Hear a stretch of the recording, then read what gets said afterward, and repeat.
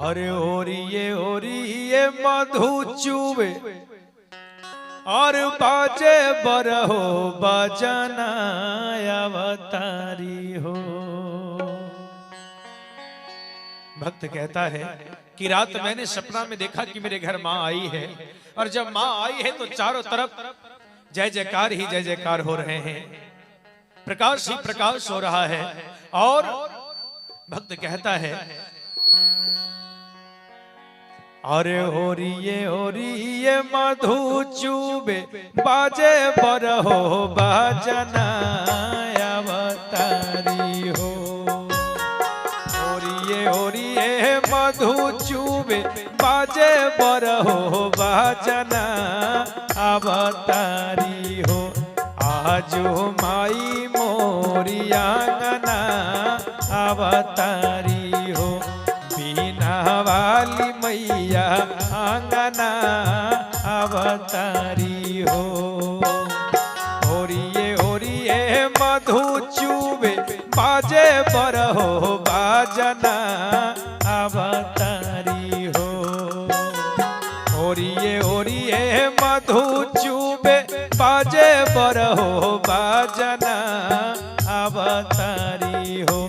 बीना वाली हमरो आंगना अवतारी हो।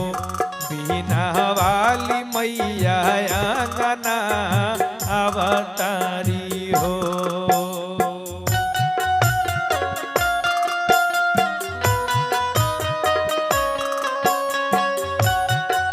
बोल सच्चे दरबार की जय हो।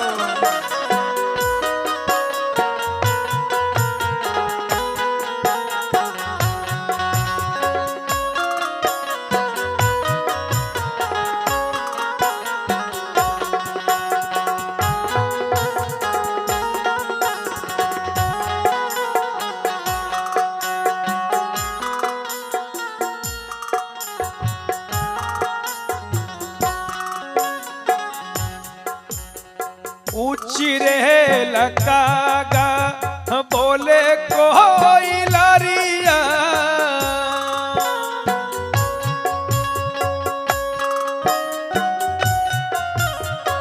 ऊंची रे लकागा बोले कोई लारिया।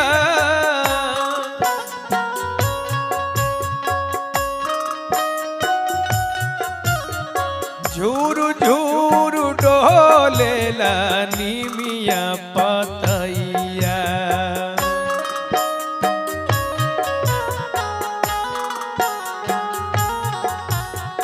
झूरू झूरू डोलेला नीमिया पतैया।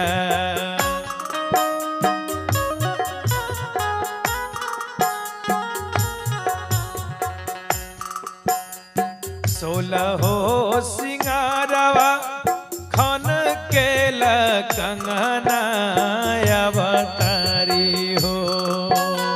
चमू चम बाजे उनका पाँव के पैजनिया अवतारी हो। आजो माई मोरी आंगना अवतारी हो। बीना वाली हमरे आंगना अवतारी हो।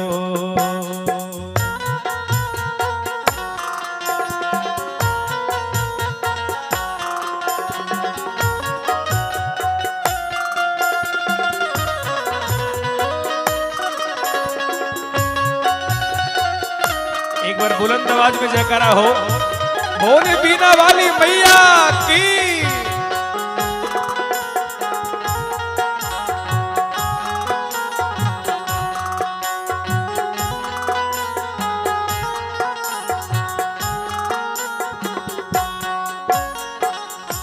भक्त कहत कि इतने ना अवतारी हो। बीना वाली मोरी मैं अंगना अवतारी हो।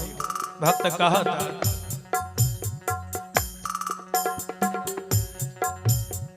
पुरुबा बनी जावा में भइल बाड़े सोरे।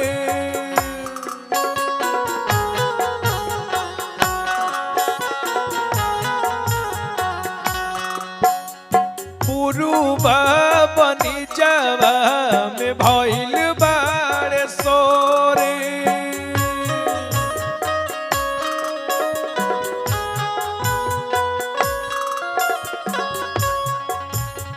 रथवा चढ़िए आवे मैया मोरे